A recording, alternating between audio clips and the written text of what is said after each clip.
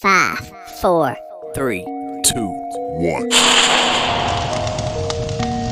This is the Mixed Plate Podcast featuring your host and my dad, Brian B.W. Williams. It's the Mixed Plate Podcast. We gon' walk that walk.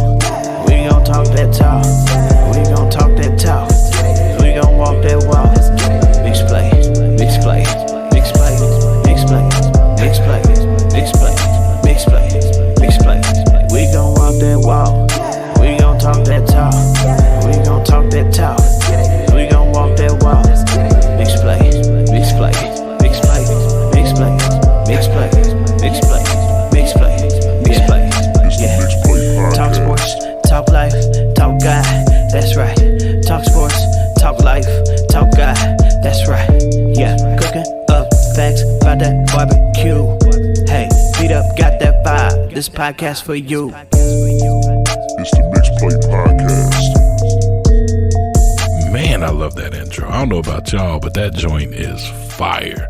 Welcome to the Mixed Plate Podcast. I am your host, Brian B.W. Williams. You are tuned in to Episode 4, Life Changing. We have a loaded plate for you today. We have a special Valentine's Day edition of the Competition Cut featuring Eric Ashby and his new song. We have an in-depth conversation with Pastor Marqus Rose, the discipleship pastor of Evangel Church. We also have your Money Muscle tip of the week and your burnt offerings. But first, let's get right into it. The Dry Rub with my man, Damon Amendolara. The Dry Rub. You gotta season your meats. I can't lose. I gotta get it. Blessed to be joined by the man who helped get me into this business. He is the host of the DA Show on CBS Sports Radio, weekdays, 6 a.m. to 10 a.m. nationally, and you can hear him right here in Kansas City on 1660 as well. My man, Damon Amendolara. DA, what's going on, my man? What's up, Dom? How you doing? Oh, man, I can't complain whatsoever. The Chiefs are Super Bowl champions. I'm loving life. Daughter's feeling great. You know, the whole city is going bananas. It's something that we haven't felt in so long. So I wanted to talk to you about the national perspective. You were down in Miami. What did you see down there? I saw, first of all, a lot of red. There was a lot of Chiefs fans that made that trip. You know, I'm glad that if the Chiefs were going to finally make it back to the Super Bowl, it wasn't going to be an Indianapolis Super Bowl or a Minneapolis Super Bowl or a Detroit Super Bowl. It was going to be Miami, where everybody wants to go in February, because there was a ton of Chiefs fans that made that trek all along South Beach, all along Collins Avenue, Ocean Avenue. You could see Mahomes jerseys and people wearing the Arrowhead. So I thought that was really cool. And, down in Miami, just being around Radio Row and the national sports scene, I think most people thought that the Chiefs were the more tantalizing prospect to win because of Patrick Mahomes, but that Niners defense was going to be really tough to solve. And So I think that there was a lot of wondering whether this is going to be another example of a better defense thwarting the great offense like we've seen many times in Super Bowls. And it kind of looked that way for most of three quarters, and then, of course, we know how it ended. What did you think of that comeback? What are you seeing from a 24-year-old Patrick Mahomes that he was able to, after three quarters of playing his worst football game to date, be able to diagnose that defense and still have the wherewithal to keep the whole team together, keep them inspired, keep them on the right page, and be able to flip that switch? Yeah, I think that Mahomes naturally has a confidence. I think naturally he has a charisma and a leadership in that huddle. You could just tell, even if it was just in college, just how he carries himself, that there's always been that it factor for him. But I also think that 2 years in this offense and how many points they've scored and how many big plays they've made and how many big quarters that they've had gave him a confidence that no matter what the game looked like, they just needed one big play to get it going. And I think that's rare because, there's a lot of good offenses in the NFL. There's been a lot over time. But how many of them would you just know, okay, if we get one good chunk play, that could set up three great drives? And the Chiefs and Mahomes just simply kind of knew that internally. And once they had the big play to Tyreek Hill, sure enough, it happened again. And I'm not so certain that momentum shifts that dramatically unless the Chiefs had the last two seasons the way that they unfolded, where there were moments where the offense was just simply unstoppable. And they did it in the playoffs twice. and then they did it a third time. And that really, I think, was a very unique NFL Super Bowl historic moment, how everybody knew if they get one play, everything flips. That's very, very rare. Yeah, and I was going to ask you about that. You are an NFL films guru. You are a historian. People can find you on the NFL Network doing a bunch of different things. Nationally, we know what it looks like here in Kansas City, and we know how we feel. You know, you can't tell us anything right now that this wasn't the greatest Super Bowl of all time. You know, for the next 12 months, that's all you're going to hear from us in Kansas City, the greatest thing and all.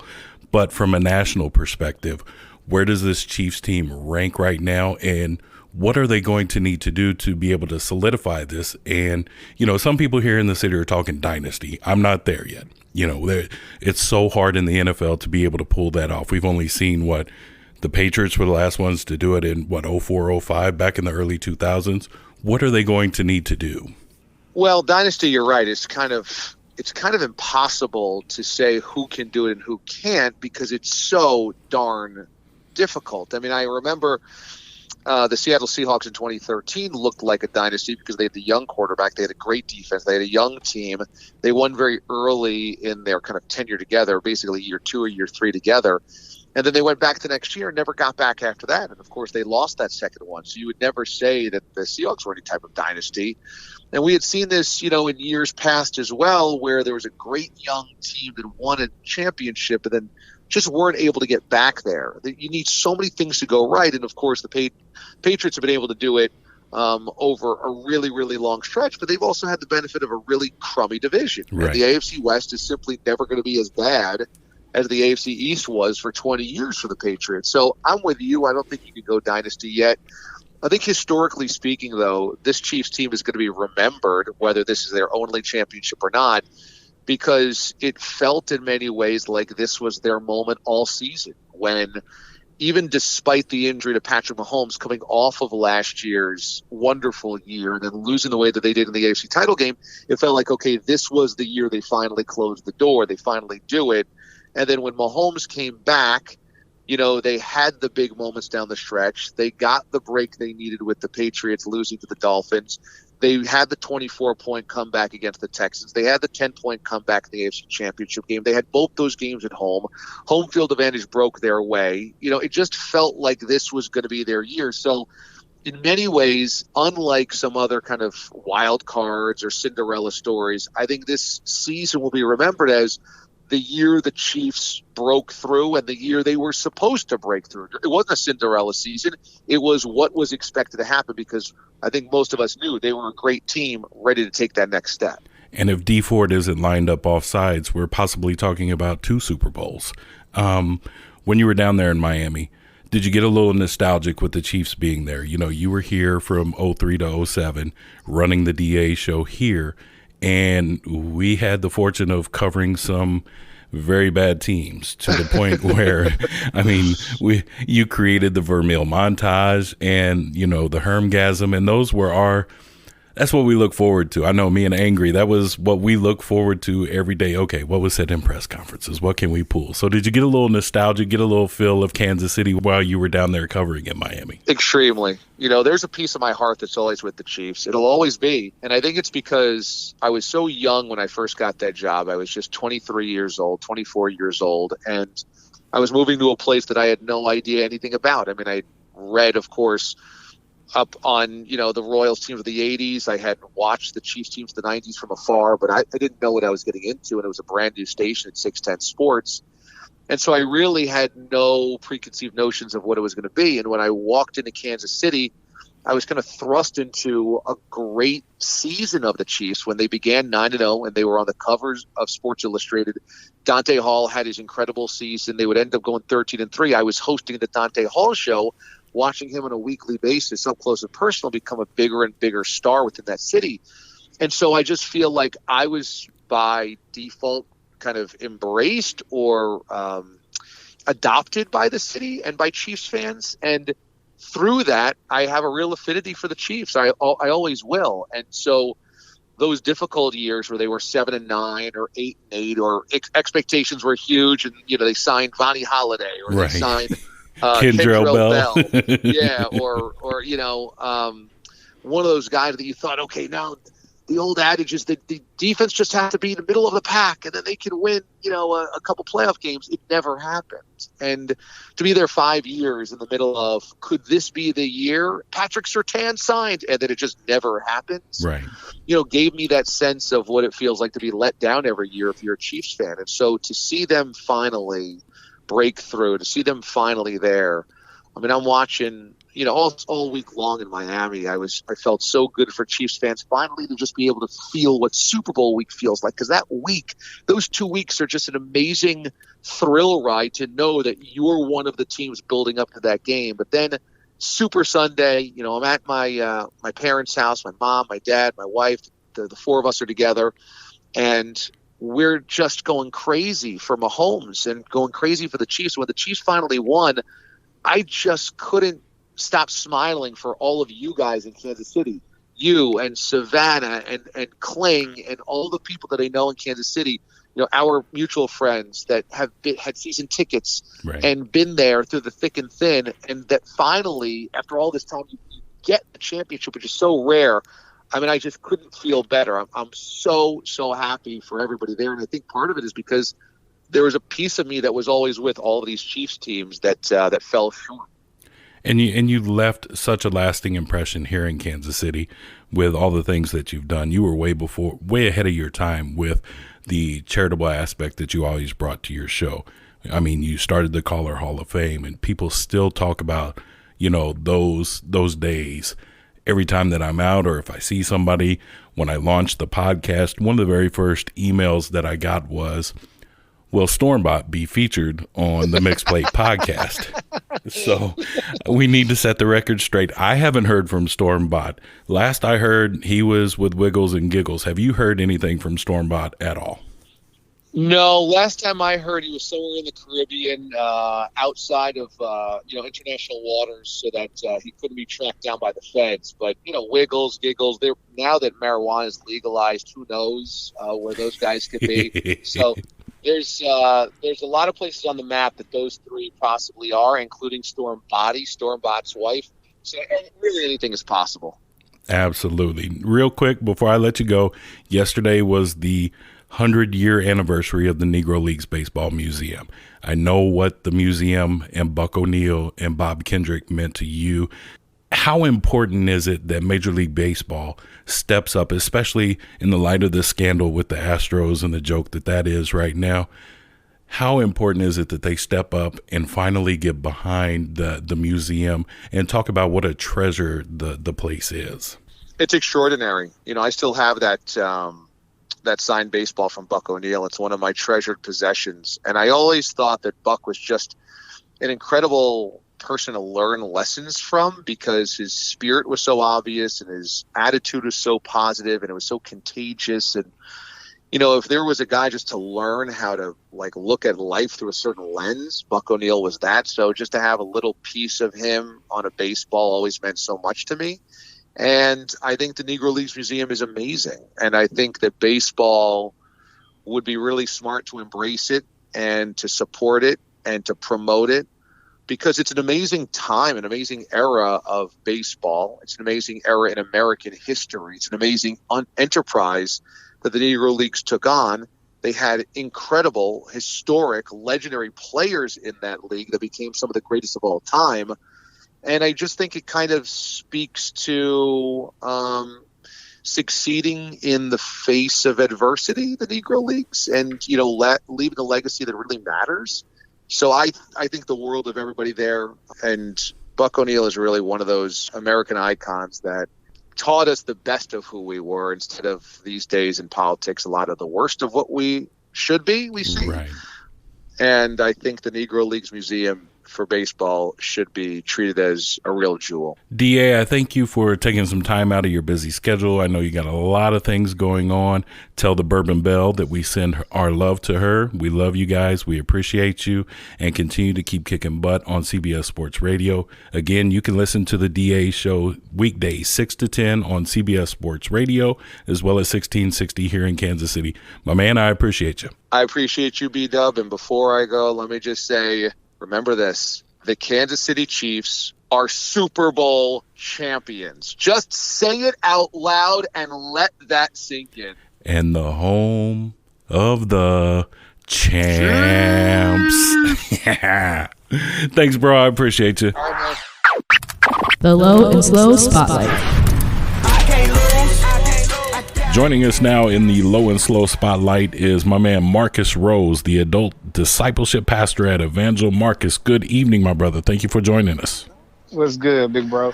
You got it, boss man. Now, we haven't had a chance to talk about the Super Bowl at all, talk about the Chiefs, because you've been kind of gone for a little bit, and we'll touch on that in a minute. But what's your thoughts, brother?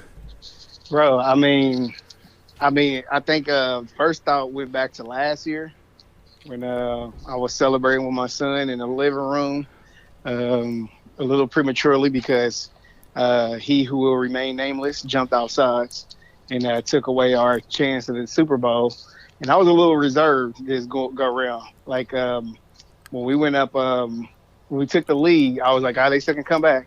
And then when we went up 31, I was like, they still can come back. But bro, when we got to like that 2-minute warning, and I was like, okay, we got this. And then especially when Kendall Fuller got that interception, I was just like, I lost my mind. Yeah, that was a wrap, man. Finally, that I was able to, for me, I had talked about it on the podcast the previous week. I could only watch it in a couple different places with a couple different people because I wanted it to be unfiltered and not have to worry about all the shenanigans that surrounds a good Super Bowl party. And when he caught that interception, man, just all the raw emotion that came out was like, no, we really the champs, dude. Bro, I remember Pastor Todd asked, he said, where you gonna watch the game, man? I said, at my house, man. I can't do it anywhere else. I said, just because I'll have emotions either way. So it was good. Like, I was happy, I was excited. I did have to kind of control it because I had to get on a plane the next day, but I was excited. I'm just excited for the city, for the team. My pops, my brothers, and like we've all been Chiefs fans since day one. So like I've been telling everybody, I've been waiting for this championship for 50 years, and I'm only 37 years old. So. Exactly. we part of that crew that have invested so much heavily into this team and this organization and all the epic defeats and epic losses, and we just keep pouring right back into them. At least we knew.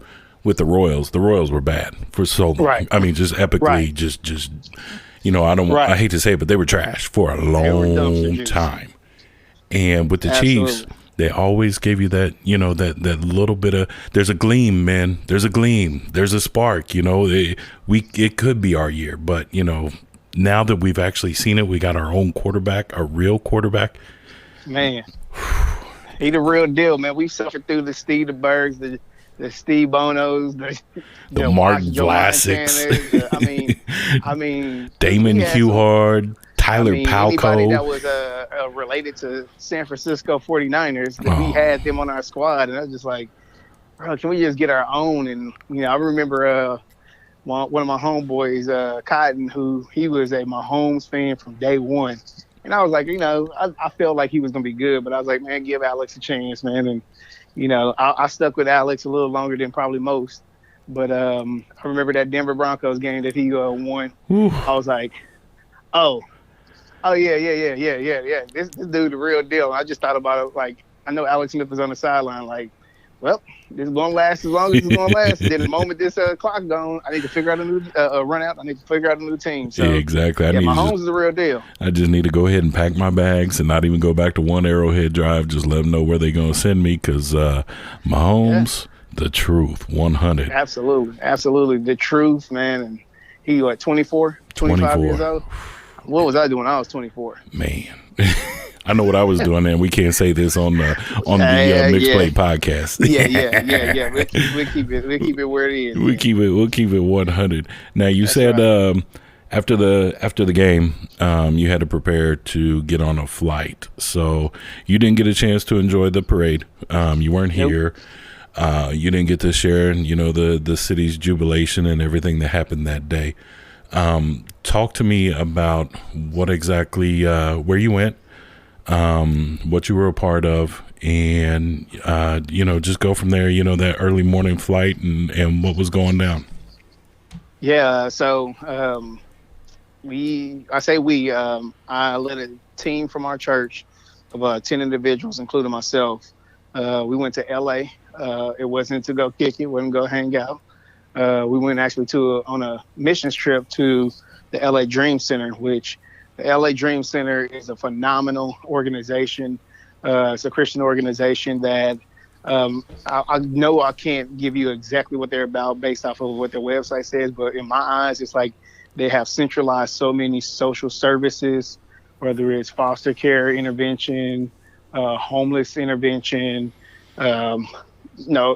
treating those that have addictions to multiple different substances, veteran care, you name it, they do it. If it's a social service, they do it. And it started off as a dream, which they call it the Dream Center, with a fantastic story. And we got a chance to partner up with them in being able to do some of the services that they do all year round. We got a chance to do 1 week full of some of the services. So it was an amazing opportunity, very eye-opening. Not gonna lie, it was some moments there like I needed to process what happened. But it was a good trip overall. I had a great team, which was funny because I think 2 or 3 of them have gone on missions trip, and they were all the youngest ones on the team. So 2 19-year-olds and I think a 20-something-year-old were the leaders of vets, and the rest of us are like, we never been on one. So it was kind of cool.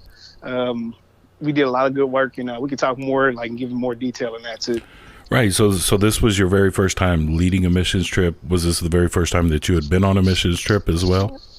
I've never done an out of city, out of state, out of country missions trip. I've always done go to the hood, right, do some missions, stuff like that.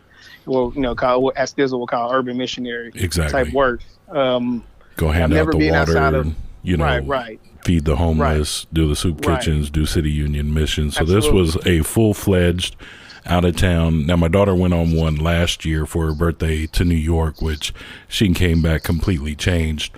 What was the biggest takeaway that you came back, well, I don't even want to get to the part where you came home from. What was the biggest takeaway when you got there, the biggest eye-opener? Very first day, you're off the plane, you're completely dressed in your Chiefs hoodie, your Chiefs Scully, your Chiefs hat. What's the biggest takeaway that you got? First off, that there are a lot of Chiefs haters around the world. It feels good to be hated because you're number one. That's right. But I enjoyed it. I smiled. I was very gracious. I was a donkey boy. Every time I seen somebody, I was I was giving them the business. Yeah, you're right. 50 years worth of it. That's right. Yeah. Now that's but now I think we pulled up to the Dream Center, which Dream Center is in a building that used to be an old hospital that was built in the 1920s, I think.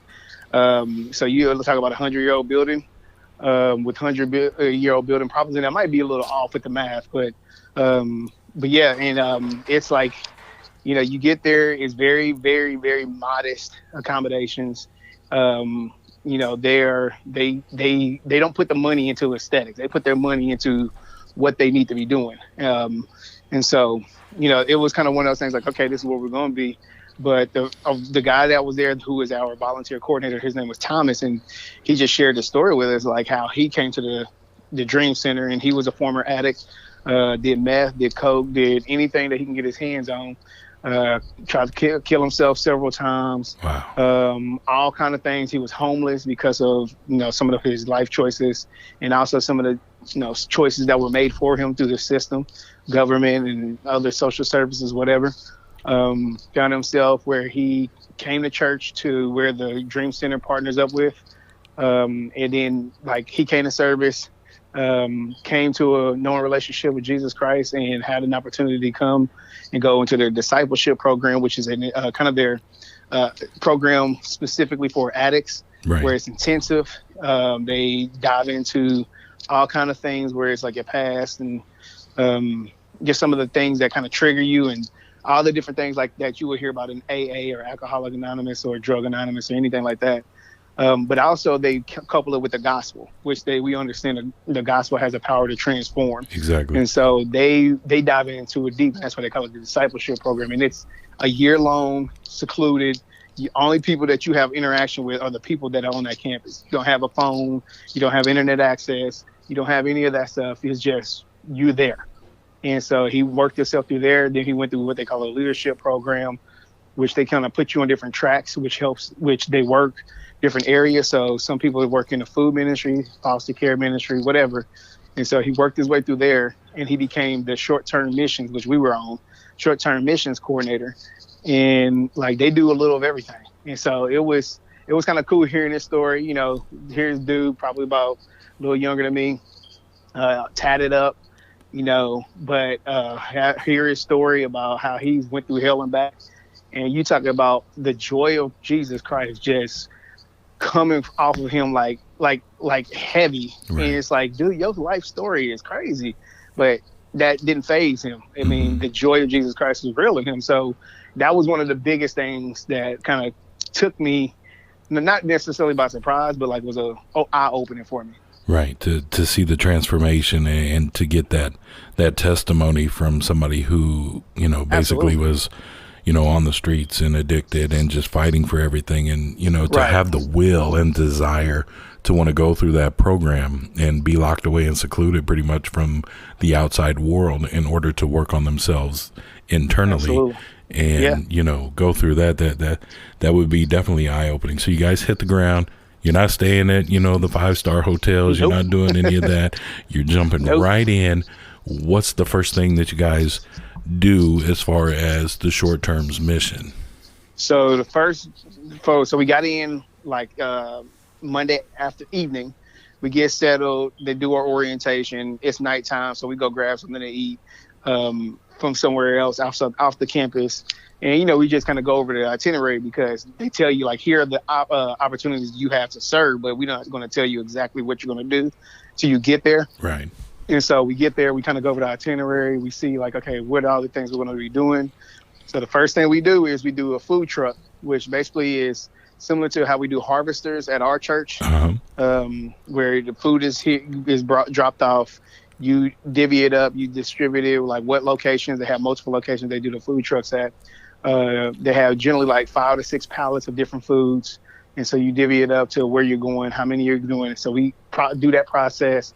And we are like, you know, generally, you know, at our church, if we do harvesters, you divvy it up, they come to you. Right. Well, no, we were going out into the community. Okay. And so they were like, hey, be careful. We go here. Don't put anything in your back pockets. Like, don't bring any valuables with you. If you do, leave it in your vehicle, leave it in the food truck, whatever, but don't bring any with you. So, you know, we're like, all right, well, whatever. So we get there and it's a line already waiting for us. Like, I mean, it's like, dang.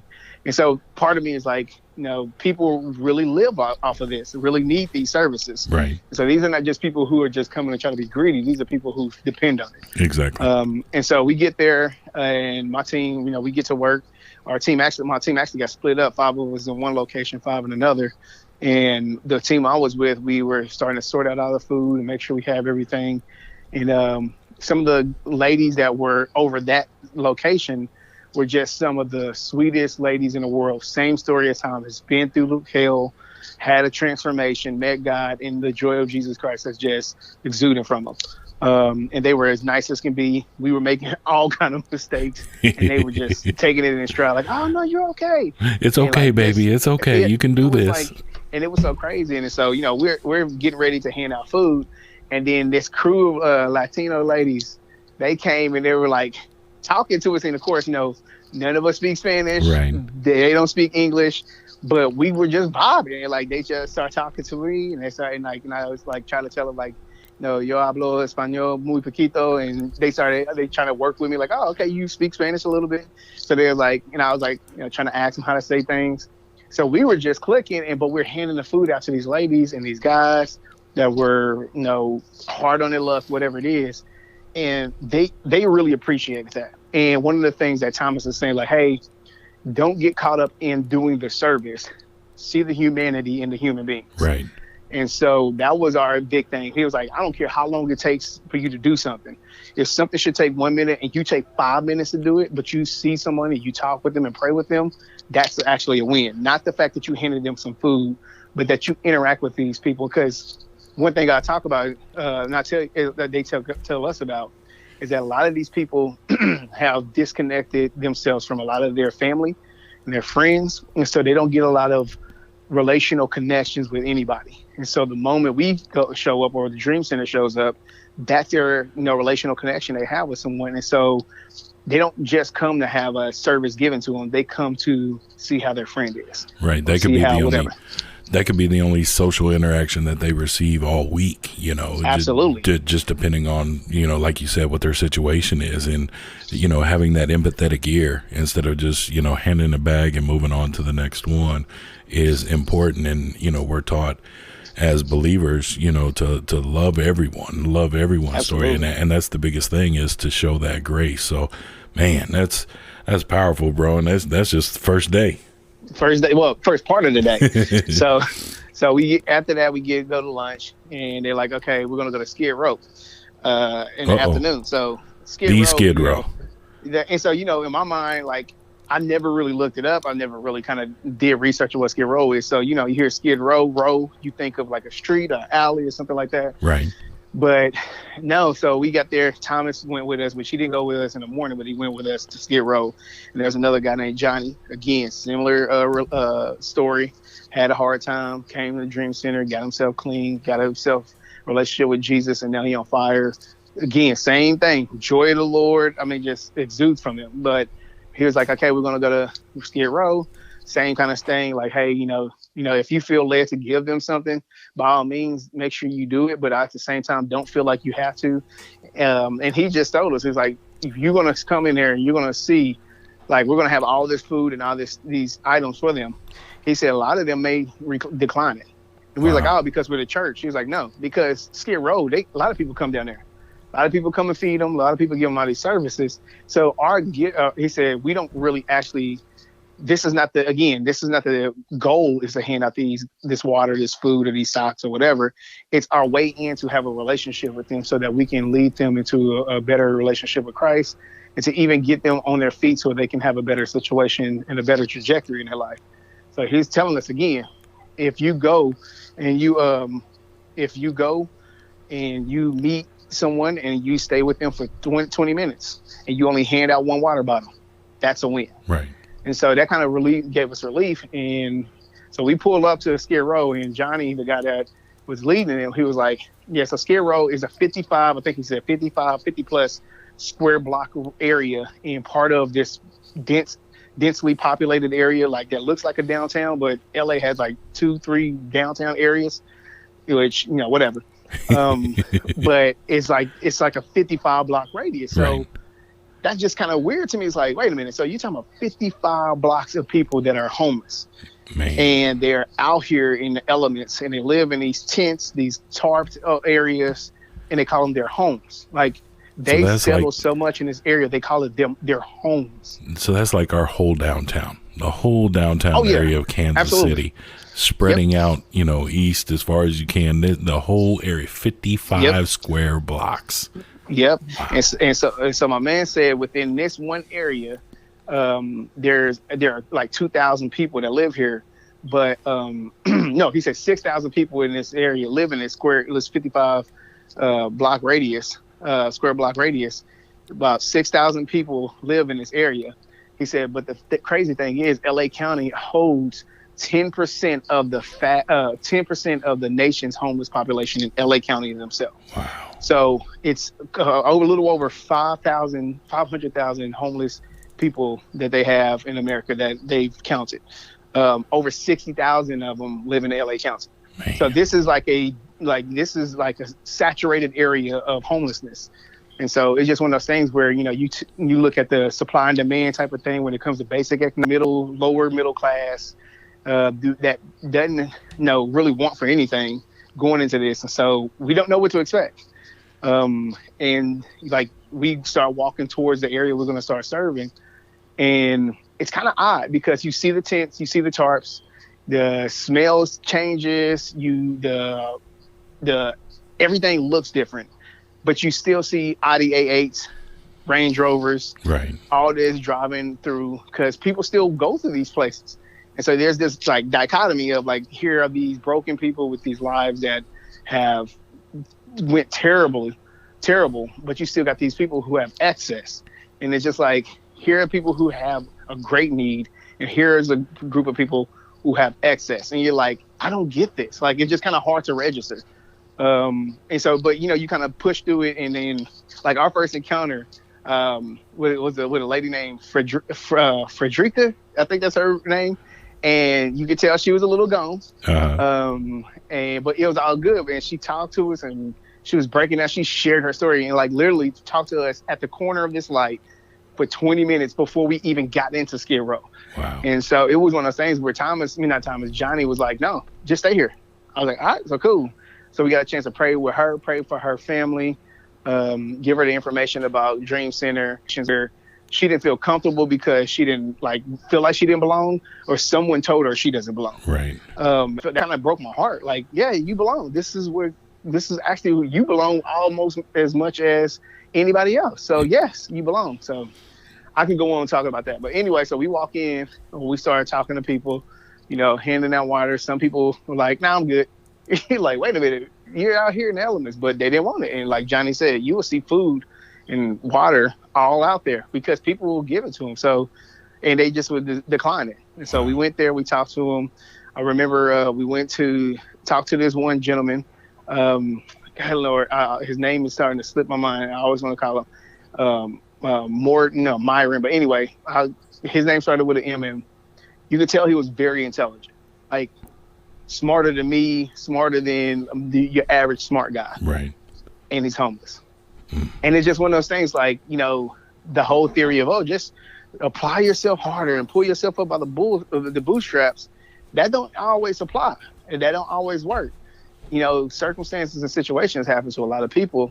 And I just think about the Bible scripture where it talks about, I think it's in Ecclesiastes 9, where it talks about time and chance happens to us all.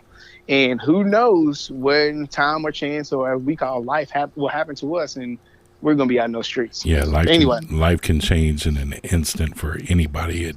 Absolutely. Life doesn't discriminate, whatsoever. It can happen to the best of us or the worst of us. And I want to go back to what you said about, she felt like she didn't belong, or she wasn't able to go to church. And that is one of the most heartbreaking things that, we see here today in America, that, some of our churches have become more like exclusive country clubs, and we've gotten so far away from the gospel and what Christ wants us to do, and who we're, supposed to help, and who we're supposed to share the gospel with. And that's why I love our church, Evangel, get outside the four walls, and they make that so important to our walk. We live to serve, we love to serve. It's part of the three things that Pastor Jason and Pastor Jill truly believe in. So I think that's it's heartbreaking to hear, but people need to hear that. It's not just for you to go, on a Sunday, sit there, be comfortable, hear something that may make you smile. No, you're supposed to be in there. Get your hands dirty. We have to be obedient to what Christ has said, and we're supposed to show this love to each and everybody. Absolutely. So absolutely, that's dope, bro. Yeah. So we go through Skid Row, and there's this park that's in the middle of it. We play basketball with some of the kids that are there, which is kind of odd. It's like, wait a minute, these kids are here. They should be in school. They should be somewhere, but they're here. And then you see people who are their cars lined up in Skid Row, which kind of was like, so people park here and all that stuff. But a lot of these people, they live in their cars, or they live in their tents in the cars. And so they have enough resources to be able to afford a car, but they're not enough to be able to afford a house. And like, just kind of one of those things is like, I got to have a transportation to get to work. I don't necessarily have to have a lodging to go to work. Like, I can get dressed at my job, or I can take a shower at the 24-hour fitness or the Planet Fitness, whatever. And so some of these people, like, they're not like strung out. They're not alcoholics. They're not drug addicts. They just made a conscious choice of saying, I can't afford to live in a small studio apartment and pay $3,000 a month. Wow. And so it's kind of crazy that I'm not trying to go too political on this. Like, in America, we are a land that is one of the richest lands in the world, one of the richest countries in the world, which have all this money, but yet we can't figure out a way to make housing affordable for everybody. Exactly. Like, I'm not saying anything about raise the, minimum wage. I'm not saying anything like that, but we got to figure out something where, okay, well, there has to be some type of subsidy program. There has to be something where we're not trying to cut Medicare, Medicaid, all these other things that are kind of these quote unquote entitlements for people to help them get on their feet. But so then you don't have to make the decision. Do I have a home? Do I have a car? Do I have a job? Do I have health insurance? Or you don't have to make those choices. But, anyway. Yeah, and that's why I'm glad that Kansas City has started that Veterans Community Project. The Absolutely. tiny houses, on Troost are absolutely wonderful for those veterans that have suffered for so long. If we could take that, frame, that model, and turn that back around into our homeless, and it all starts with, just somebody listening to them. It may just be a situation where a small prayer turns their life completely around. You don't know what's going on in people's minds. You don't know what they've been through, the trauma that they face. So right. It all starts with that. And, you guys being able to share God's grace and the gospel of Jesus right. out there, outside of the four walls is so important. And Absolutely. It is so amazing that you guys were able to do that. Absolutely. So that's day one. Wow. That's just day one. Yeah. So, but it's crazy because, we got a chance to do that. And then, that was day one. And honestly, we had a little more downtime than we anticipated. And I remember telling Anna, she's a college student. And she was in a van with me. And I was like, I don't know if we could have moved on to another activity after seeing this and after going through this, because I could spend probably 2 hours describing my experience in Skid Row, but I'm gonna try. I know you want to keep it down to that, but it was just that type of like I really had to decompress and kind of just process what I just seen, because it wasn't just what I seen; it was also the backdrop of where I seen it, like the fact that we're in LA, that's the city of dreams or whatever, big lights. Or also in America, the richest country in the world. I'm seeing this in the richest country in the world. Right. Like, it's just kind of crazy. But yeah, so Wednesday, we have a new agenda. Our team splits up. Some of us go to it as a foster intervention. Others help out serve and clean in the actual Dream Center, which cleaning and the cooking in the Dream Center is just what it is. But the foster intervention is kind of cool because like they help out people that are in danger of having their kids taken away from them. Because not because they are abusive, not because there's substance abuse or anything like that, but because they don't have the resources to have the necessities such as beds and stuff like that to be able to house kids.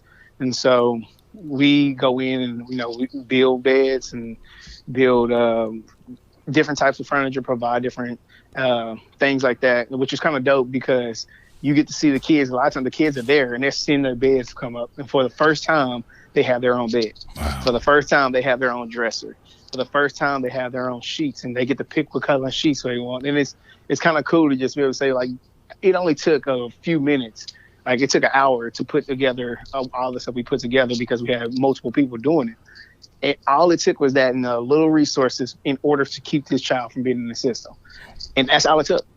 And that's it. And then, so it's like, how could we multiply this around all these other places where kids are getting taken away from their homes, not because there's an actual issue, but because they just don't have the means to be able to get their basic needs. Right. And so, and that bed, getting them off the floor for the first time will change or their getting mama life. Off the floor. Yes, will change their life. That absolutely. When the self-esteem comes back, you don't know what they're fighting on a day-to-day basis. And just to absolutely. get them up off the floor and have something that their own. That's Savannah's Foundation did a foster care backpack drive because a lot of the kids in foster care don't have their own. They may get picked up in the middle of the night or the next day, and they have to go from place to place. And that was one of the real cool things was we were able to get them a backpack with their own pillow, their own toothbrush, their own this, their own that. And so if that happened in the middle of the night, it was theirs. They could take it with them. So, get them that first bed, man. Right. Bro, I got goosebumps, right? And just think about it, because we've taken it for granted. And I know me and you both come from different, lifestyles of where we are now, because I know you came from the Northeast area. I was born in the 23rd Topping area. My pops and my grandma, my brothers and all that, we grew up in the 12th Street area. Right. We didn't always have a lot of stuff, but we always had a bed. Exactly. I mean, so we, some of that stuff was like stuff you take for granted. And I think like you would hear some of the mainstream media or even some of the more conservative and maybe even liberal media tell you like, oh, no, there's no need to raise minimum wage. We're giving all this money away, and people that are on welfare are just lazy. No, it's not that, man. It's so crazy that this is the narrative sometimes that we hear, and there's people who are out here, legal immigrants. So that a lot of them that we serve, legal immigrants that came to America to work, but because of the system and because of some of I'm forgetting the word. Starts with a D. Anyway, I'll just call it what it is, racism. Right. Because the discrimination they're Latino, and racism. Discrimination and all that, they can't get a job. Right. And so then you got to figure out how to do these things, or they can't get into an ESL or an English as second language class. Right. And so all these things that we take for granted, and we may say that, oh, you can't do this because you're lazy. It's a false narrative. And so it was kind of good to see the Dream Center, and we get a chance to partner up with them where we're like, look, we're not going to judge the situation you're in. We're trying to help you get out of this situation, and also instill in some cases, restore the dignity that you were born with. Exactly. Like, we believe in the Bible where it says that the image of God is on all of us. But a lot of times that image gets so broken and gets so muddy and gets so dirty that a lot of times we neglect to see that in people, because of the situation they're in. But God still sees it. That image is still on them, even if there's underneath all this muck and mire and this grime and all the experiences and life that piled up on them. That dignity is still there, and sometimes is people just gotta get help to see it. So it's kind of cool that we get to be in the process of restoring dignity to people. So anyway, man, don't get me to preaching, dog. Bro, we could go all night. We can go all night. I mean, but it's needed. So what was the for you? I'm pretty sure this was life-changing in some way, shape, or form. What was the biggest takeaway from this trip, from this missions trip to Los Angeles? That's a good question. I think the biggest thing was not the impact we had on them or the people that we were serving. It's the impact they had on us. And I think a lot of times I've seen this because, I worked in schools. So I was working with a nonprofit in a school for 14 years. And we see some of these teachers that are commuting from their, great community into these hood schools. And they have this mentality that I'm saving the day. And sometimes people go and serve people that are down and out, and they have the same mentality. But man, one of the things that God kept telling me is like, don't underestimate how much they're going to do for you. Right. And how great an impact they're going to have on you. So just seeing how Thomas and seeing how Johnny and seeing how Madison and Morgan and seeing how Stone and all the workers from Dream Center, how they had so much joy in their life, and they went through hell and back, and some of them are still in the process of getting out of hell. And then you go talk to these vets, and you go talk to these homeless people, and you go talk to these ladies who are, scared their kids are going to get taken away. And they have a joy and a sense of, again, a restored dignity. And they have something in them that sometimes we that have a lot, we seem like we can't have, or we don't have. And I just think it would make me appreciate my life. It made me appreciate my wife, my kids, my fellowship that I have with you, and our brotherhoods that we have. It made me appreciate those things, and even look at the stuff that we think that we can't live without, and understand that stuff can go away, and we'll be all right. And it was good for me. I'm never unappreciative of my life. Because my story, and we won't get into that. Maybe we'll say that for another day. Yeah, we can sit down and we can. I want to sit down with the rest of our accountability group at some point, and sit down and have a round table and just the four of us talk about, what that means, our story, and how much we lean on each other on a day-to-day basis. Yes, that's definitely going to happen on the spotlight on the Mixed Plate podcast in the future. Yes, sir. Absolutely. But yeah, no, I think the biggest impact, the biggest thing I took from it is like people are humans. And I know that seems kind of crazy to hear, but they're not objects. They're not, irredeemable. They're redeemable people that are product of the fallen world, but that can be saved through the grace and the love of God. And we are God's instruments, and we can help out with that. But also that process is something that's mutually beneficial, where they're getting the benefits out of it, and also we are too, if we're open to it. Man. So yeah, man, it's good. I'm so proud of you. I know we were supposed to be on the trip with you, and some things came up and prevented that. But I know the next one, Savannah's already been on a missions trip. I'm ready to go on my first one. We've done the city stuff, and, we continue to do a bunch of stuff with Angel Hands Art Foundation. But, the next one, no matter what, we're going to make it happen. So I'm so proud of you for being able to do this. How can people get plugged in to these type of missions trips at Evangel? Do you have to be a member of Evangel, or is it open to each and everybody? How can people get plugged in, to Evangel, the Connect groups, what you're the head of the adult discipleship part of Evangel, and just talk in general real quick of how, we can get in there? Yeah, so the beauty of it is, like, man, we want to serve. I think that's the mission of our pastors. They made it a priority. I know this might not sound like much, but 10% of our budget goes towards missional things like outreach, kingdom builders types initiatives, which most churches, they may give a little, but we give 10% of everything that we have that comes through our door that goes to that. And so I'm grateful for that, because, of course, if leadership makes it a priority, then everybody else will continue to make it a priority. Exactly. And so Pastor Chris, who is our Serve the World / Kingdom Builders pastor, who's over all of our outreach and our missions, man, he does a fantastic job of seeking out great opportunities for us to partner up with other churches, other missionaries across the world, in our nation and even in our city. He does a great job. And so I would just say you can call up to the church. If you're interested, call up to the church at 816-942-1414 and then talk to Chris Buford, Pastor Chris. Or you can even go on Evangel and go to info@evangelkc.org and just say, hey, I'm interested in what mission trips that you have available. I know we have a team going to Belize. I know a team going to South Africa. I think the high schoolers are going to either Chicago or New York again. Right. I think we're going to 6 different mission trips, and we were the first one, so maybe 5 more that's left this year. And I know there's other ones on the horizon. And we try to offer it to people who are connected to Evangel, but we're also open to anybody if you're not connected to Evangel. And no, you don't have to be saved. No, you don't have to have a perfect walk with God. No, you don't have to even attend Evangel. It's just one of those things, like, sometimes we understand God can do great works in the lives of us that, in the most craziest ways, in the craziest scenarios. So, yeah, no, you can get plugged in by calling, emailing, coming to church. We got 2 services, 9 and 10:45 on Sunday and Wednesdays, and then we're always open throughout the week. So that trip was just as much for you as it was the people that you were out serving. Absolutely.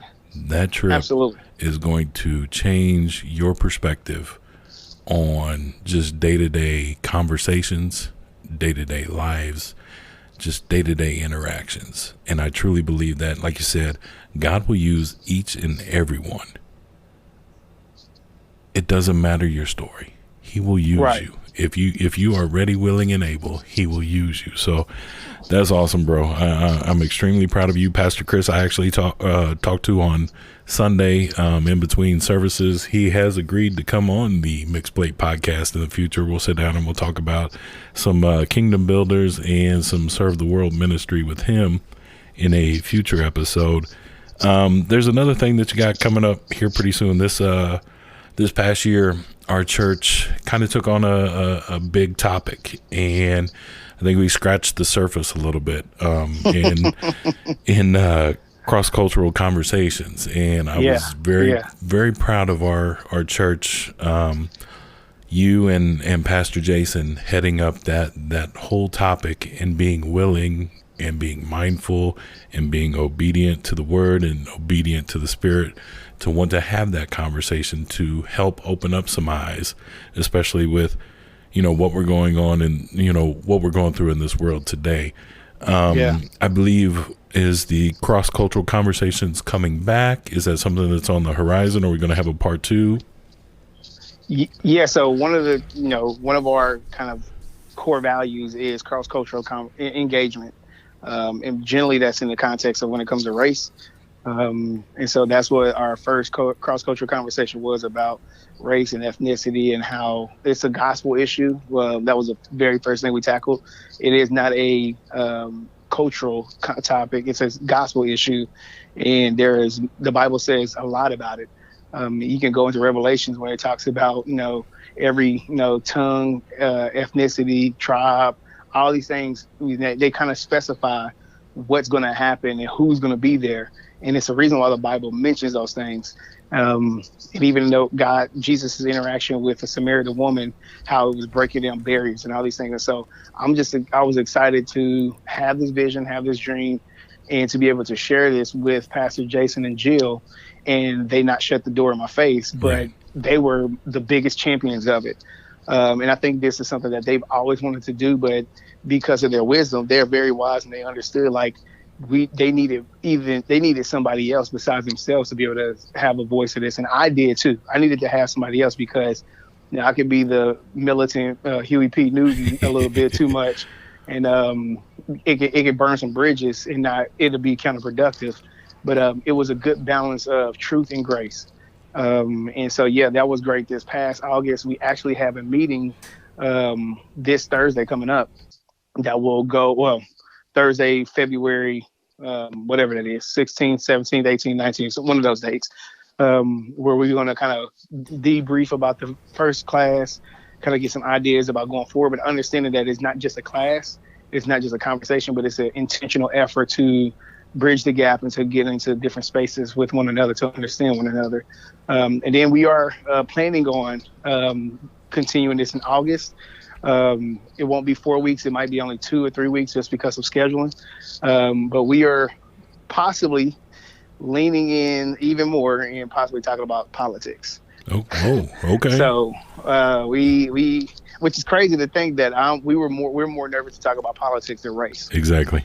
It's so crazy, but that's the coach. That's where we are right now. But Pastor Jason and Jill, they have been phenomenal. They have been great champions of this, and they understand the history of our city and Evangel, and how we have a beautiful thing at our church. Right. We are growing more and more diverse, and we can accidentally do that, or we can intentionally do that when mirror what God wants, what heaven will look like here on earth. So it will happen. To what degree and how, still in the works. Okay. But I would say this is something that benefited me. I was very proud of my church. I was very proud of the 200 plus people that came through. Man, it was packed every Wednesday. Every single night. It was like, we had to get more chairs and more material and stuff like that, which is one of those things that was breathtaking to see that. And it was good. It was good that people were open to it. They didn't sit there with their arms crossed and folded, and that they were ready to listen. They were ready to talk. And some of the small group discussions, at our table, were off the chain. I mean, just and I'm not going to put it out there, but a lot of people learned a lot of stuff that they didn't know, or they had taken for granted, or they had been privileged that they've never seen that or heard some of the things that go on a day-to-day basis, for people. And so I thought it was eye-opening. Like I said, I was very proud to be a part of Evangel. I was very proud that, our pastors were very obedient and, listened to the Spirit and wanted to do this. And I was proud of you for bringing it and not being scared to bring it to the table, knowing that we needed that as a church, needing that dialogue and, doing it biblically, which was outstanding, tying in the biblical aspect of it. There was a lot of people that were blown away that, they've been taught their whole life that, Jesus had an ultra perm and was blue-eyed. They've seen that picture their whole life, and that you couldn't tell them that Jesus wasn't white. Jesus what? So just that opening up that dialogue was just so necessary. So I'm so proud of y'all. What are some of the other connect groups that we have at Evangel right now. Right. I'm gonna answer that, but I'm gonna hit on something really, really quickly. Yes, sir. That you just mentioned, talking about like Jesus is a white and why that's important, because imagery is very important. And I think especially in America, when you see statues of Confederate generals and stuff like that, Confederate flags, swastikas and all that stuff, they understand what the power of image is. So when you have a false image of a God, and you say this is what God is, and then you demean people that don't look like that and say you're 3/5 of a person, you're illegal, you're not this, and you objectify them, you make them less than, you make their dignity, which we talked about earlier, diminish, and then you make them irredeemable, and then at that point you can do whatever you want to with them. So imagery is important. Yes. And so I'm glad that we kind of even talked about it. And Pastor Jason came guns blazing from the pulpit. Jesus is not white. From the pulpit. And he even, I remember this is with the Charlottesville when they had the tiki torches. Yes. He has to say like just how stupid it is that you use Jesus as your white power agenda, not understanding he was a Jewish man with probably brown skin. Right. And just all these things, and it's totally contradictory, you know. It is. It's ignorance, and it's willful ignorance. And I just think that as the majority culture, they need to not to let go of this willful ignorance. Yes. But also for the minority culture, we can't be so angry all the time, because we talk about we want people to change, and the moment they want to know how to change, we get upset with them. It's like if you were in a black household and you're trying to want to learn how to play spades, but don't nobody want to teach you how to play spades. It's like it happens. And it's one of those things where if we want people to change, they want to be able to ask to change, we got to make it conducive for them to change. And I know it seems like we're always making concessions for the majority race. But at the same time, we want something better. Sometimes we got to do better. It's like, all right, man, my mama already said it's got to be twice as better. So let me offer twice as much grace. Right. And so we can get there. But anyway, don't get me started on that either. But we're going to pick that up in another discussion. Me and absolutely. You and absolutely. Gene and Emmanuel. We're going to pick that up and we're going to dive into that to where we can spend 45 minutes to an hour on that easy. Absolutely. But for our e-groups, which we call them e-groups, Evangel, small groups.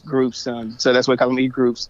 But we have a lot of different things going on with the e-groups. We have multiple ladies groups. I think we have 3 ladies groups on Tuesdays, Thursdays, and Wednesdays. Men's groups on Thursdays and Wednesdays. We have Financial Peace University, which our first class last week, we only thought we were going to have 20. We ended up having 40, which is great because it's financial, understanding how to be good stewards of what God's given us. We have multiple marriage classes. We have 3 marriage classes. We have divorce care for those who have gone through divorce and need reconciliation and redemption in their life. We have ultimate journey classes, which are those deep dives into who you are and what made you who you are. And it gives you a great introspective view of who you are and how Jesus views you. We have so many great things. We have a 20-somethings class for those millennials, younger millennials, and even Gen Zers. We have a college group. We got a lot going on in our church, and that's one of the things where it's like, if you can't get in at Evangel, it might not be Evangel. It might be you. It might be you. Because we even got the hardcore Bible studies. We got those. I'm teaching a book of Romans class at 9:00, and we getting into it deep. And we just got through Romans 1, the end of Romans 1, where it talks about homosexuality. And we had people talking about they have homosexual tendencies or thoughts and coming out of homosexuality or their family. And it's like, we're going to have these deep conversations where most churches kind of shy away from it. We're talking about it. So, we got a lot going on, man. I love being an Evangel. Love that Pastor Jason and Jill and Pastor Todd and all the leadership, Pastor Ryan included, give us the freedom to explore these topics without any hindrances, of course, there's accountability, but they're not saying, "Oh no, we shouldn't talk about that." They're like, "Oh no, let's talk about it. Let's get into it. So let's get into it. Let's do it." And the best thing is, it's open to everybody. You don't have to be a member of Evangel just to come, on a Wednesday night, get plugged in. I got plenty of my friends that go to different churches here in the Kansas City area. They are there every Wednesday night, plugged into, either Man Up, one of the marriage classes, the Art of Marriage, Joy of Marriage, any of those classes. They're open to everybody. Just come on out. Just check it out on the website. You won't be disappointed whatsoever. That's right. Go to evangel.church. click on the part where it says, I think it's what's happening or get involved. And then you can click on there and then go to adults and they'll have all those groups right there. And they change every trimester. We follow the school schedule. So every January, every June, and every September, there's something new. Man, you gotta love it. My man, I appreciate you spending some time with me. Just, we scratched the surface a little bit about the missions trip. I'm extremely proud of you for leading that team, going there, making a difference in not only your lives, their lives as well. Truly, truly proud of you. Thank you for spending some time. And we're going to get you back on and deep dive into some more topics. We'll sit down and have a little round table and, we'll get into this more. Absolutely, bro. And I'm proud of you too, man. I mean, we walked with life for a couple of years, man, now. And, just to see the ups and downs and just to see how you have persevered and even thrive, man. This is beautiful, man. And just the fact that we got a podcast and I know there's other great things on the horizon that's just getting started for you, man. I'm happy for you, for Nikki. Oh, hold on. Hey, Nikki. Because that's the inside joke. Oh boy, that's gonna lead to the skibbity paps. Watch out now. Yeah. Anyway. Yeah. Jesus' name. In Jesus' name. Shout out. Inside joke. Y'all know who you are. Right. Yeah, man. But man, that just threw me off. But no, I am proud of you, dude. I am very proud of you. And I'm excited for you, man. It's good to see life going in a better direction. Not saying it was going in a bad direction, but it can always get better, man. It's going better for you, so I'm proud of you, bro. Right, God is amazing. And I love them wings, man. Whenever we can kind of get them wings. B-Dub's barbecue, boy. Yeah, them wings is man. fire. Better than Jack Stacks. Man, watch out now. Don't tell nobody that. That's right. Yeah, we'll have to get you some more of those wings. B-Dub's barbecue Absolutely, coming back. Look out for them on the weekends because I'll have an announcement later on about what I'll be doing during the week coming up. But B-Dub's barbecue ain't going away. Ain't going nowhere. That's right. So that's right. I love you, my man. I appreciate you. Thank you. Love you too, big bro. All right, bro. The competition cut. Our competition cut of the week comes to you right in time for Valentine's Day. The new joint from Eric Ashby, Me and You.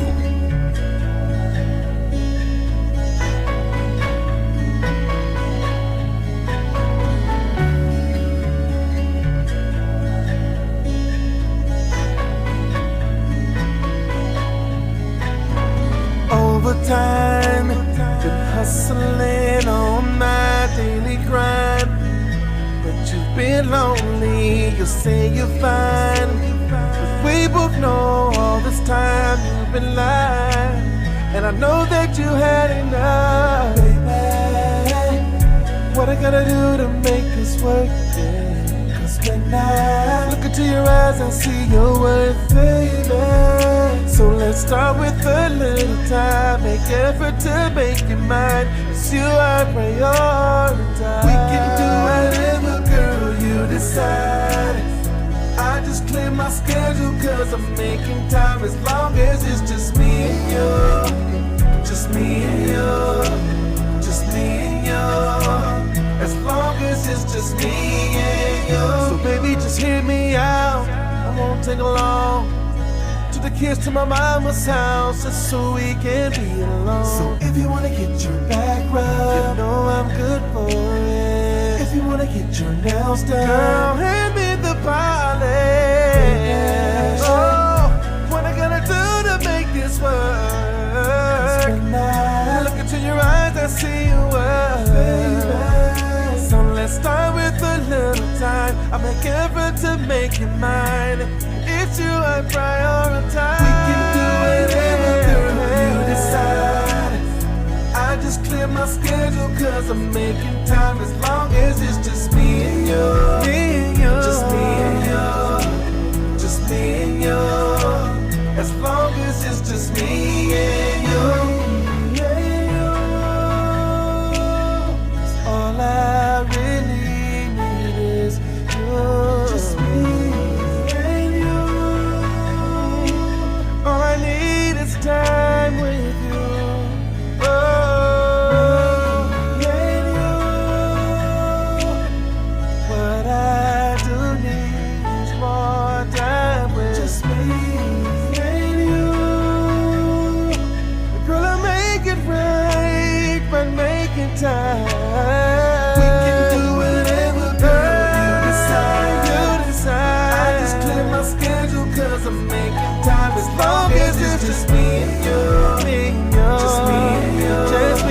Just me and you.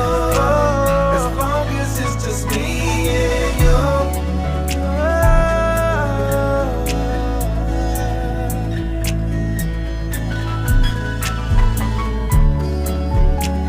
It's me and you. It's me and you. We can do whatever, girl, you decide. Just me and you. Just me and you.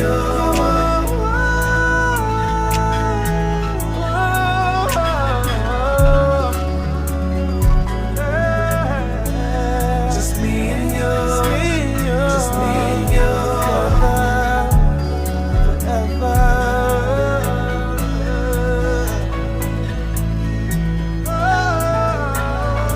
We can do whatever, girl, you decide.